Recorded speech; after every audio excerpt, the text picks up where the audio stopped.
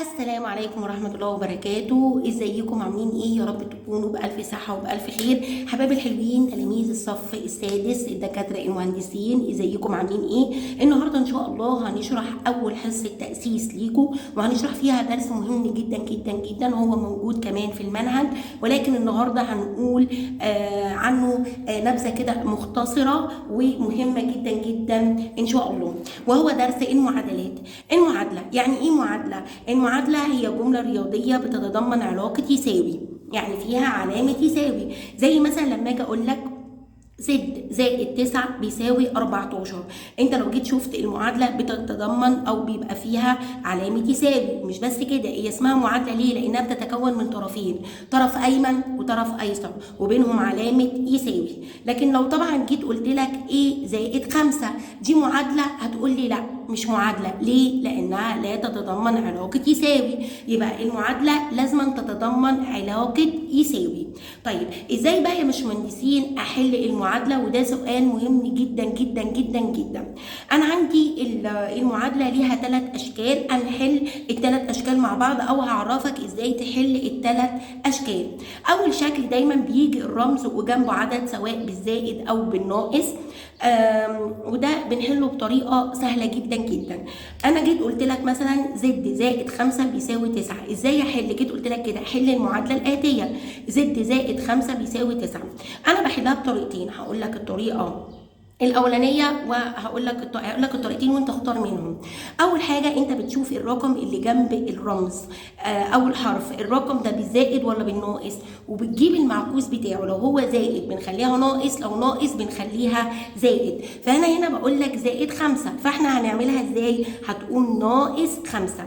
فاحنا بنيجي نحول العدد اللي جنبها ده، لو هو بالزائد اخليه بالناقص، ولو هو بالناقص اخليه بالزائد. فهنا عندي زائد 5، لا هضيفها هنا تحتها هقول ناقص 5، واللي بعد يساوي ناقص 5.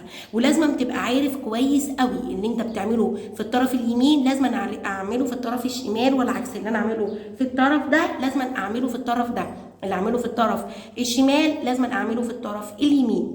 طيب انا جيت عملت بعد كده دي زائد 5، خليتها هنا ناقص 5 وضفتها الناحيه الثانيه ناقص 5، دول كده شكرا راحوا مع بعض، هيبقى زد بيساوي 9 ناقص 5 4، يبقى زد هنا ب4. شفتوا الموضوع سهل ازاي؟ دي اول شكل في المعادله. يبقى الشكل الاولاني اي رمز بيجي جنب رقم، لو بالزائد بخليه ناقص، لو بالناقص بخليه زائد. وانا بحب اعملها بالطريقه دي. انا عندي طريقتين، طريقه افقيه وطريقه رؤوسيه. الطريقه دي اسهل، انت بتحط تحتها المعكوس بتاعها، هي زائد 5 اخليها ناقص 5، واحط الناحيه الثانيه الطرف اللي بعد يساوي ناقص 5، دول طبعا طاروا مع بعض، يبقى 9 ناقص 5 4، يبقى زد بتساوي 4. طيب الشكل الثاني وهو بيجي لي مثلا 2a بيساوي 8، بيجي برضو طرفين وبينهم علامه يساوي، ولكن جنب الرمز معاه رقم، مش جنبه رقم بالزائد او بالناقص. بنعمل ايه يا باشمهندسين؟ كل اللي عليك بتشوف الرمز ايه الرقم اللي معاه وبتقسم عليه.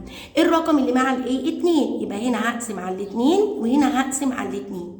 طبعا دول طاروا مع بعض، يبقى a بتساوي 8 على الاثنين فيها الاربعه. شفتوا الموضوع سهل ازاي؟ طيب الشكل الثالث من المعادله وهو بيتضمن الشكلين دول، بيبقى فيهم الحاجتين دول. اول حاجه بنلاقي مع الرمز رقم وبنلاقي جنبه رقم. طيب لقينا معاه رقم وجنبه رقم، بنعمل ايه؟ هتعمل بقى الطريقتين دول ازاي؟ اول حاجه هنعملها يا باشمهندسين ان الرقم اللي جنب الرمز هنوديه زي ما اتفقنا، او هنجيب المعكوس بتاعه. ازاي؟ انا هنا جيت قلت لك 3 زائد 4 بيساوي 25، زي ما اتفقنا الرقم اللي جنب الرمز بالزائد او الناقص بتعكسه، هو بالزائد تخليه ناقص، هو بالناقص تخليه زائد. فهنا زائد 4 هقول له هنا ناقص 4 وهنا ناقص 4، دول طاروا مع بعض، هيبقى عندي 3 بيساوي 25 ناقص 4 21. كده انا حولتها للشكل الثاني اللي هو في النص. بعد كده الرمز معاه ايه؟ معاه رقم، الحرف معاه رقم، نقسم عليه، هقسم هنا على 3 وهنا على 3، دول طاروا مع بعض، يبقى اتش بتساوي 21 على 3 فيها ال7. شفتوا الموضوع سهل ازاي؟ سهل جدا جدا جدا. دي الطريقه اللي انا بحبها. في بقى الطريقه الثانيه انا برضو كاتبالك 3 معادلات وحل بالطريقه اللي تعجبك. بنيجي نعمل ايه؟ برضو نفس الطريقه. هنا ايه ناقص 9 بيساوي 7، هنا ناقص ايه 9، هنيجي نوديها الناحيه الثانيه بالعكس زي ما انا قلت، تبقى زائد 9 دي خلاص شكرا. هيبقى ايه بيساوي 7 زائد 9 16، يبقى ايه ب 16. تمام. تاني هنا دي معاها رقم، اتفقنا ان الرمز لما يكون معاه رقم ومش جنبه زائد ولا ناقص بنقسم عليه، هنقسم هنا على 3 وهنا على 3، دول طاروا مع بعض 15 على 3 فيها ال5. طيب الناحية التانية 2 ناقص 4 بيساوي 16، اتفقنا هتيجي ناقص 4 دي هنوديها الناحية التانية بالعكس، هتبقى زائد 4. تمام. طيب هيبقى 2 دول خلاص كده، لان المفروض بحط معاها زائد 4 بيساوي 16 ناقص 4 12. بعد كده معاها رمز هقسم عليه، يبقى بتساوي 6.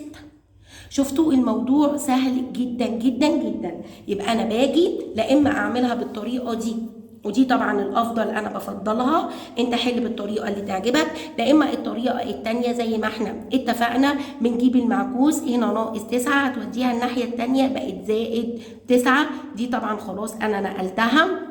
وطبعا انا ممكن اضيف جنبها واقول زائد 9 ودول كده طاروا مع بعض، بس انا دايما ببسط المعلومه زي ما احنا اتفقنا، فالرقم اللي جنب الرمز بتوديه الناحيه الثانيه بعكس الاشاره. سهله اهيت. اتمنى يا رب ان انا اكون بسطت لكم الموضوع، ودول مسالتين حلهم بالطريقه الافضل بالنسبه لك، واشوفكم في فيديو جديد ان شاء الله. باي باي ومع السلامه.